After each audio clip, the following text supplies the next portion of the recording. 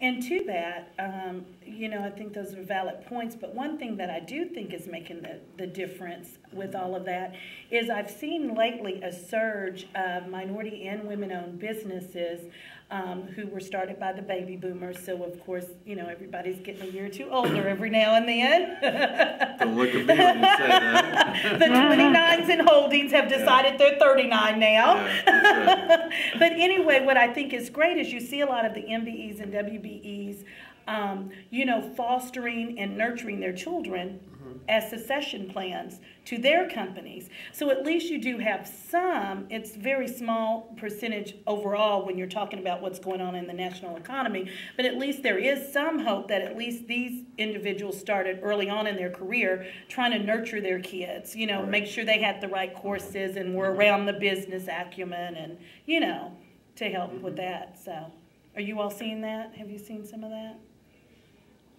I would say I see some of that with some of the companies that I speak with. Okay. And but I will say a lot of companies unfortunately don't have succession plans in place.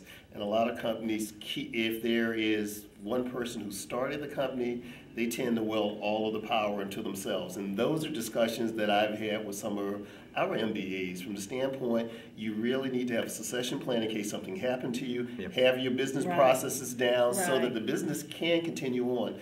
But overall, I do know people are concerned, they're utilizing their children, bringing them into the business.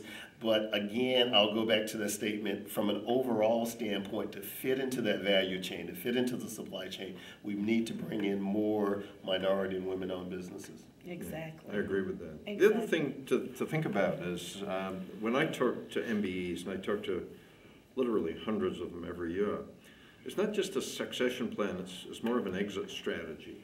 Because what often happens is you have an entrepreneur and he or she has kids, and the kids decide, I don't want that life, that's too hard. I don't have the personality for it, or I don't want to give it the 16 hours a day, 7 days a week that you need, certainly in the early stages of an entrepreneurial business.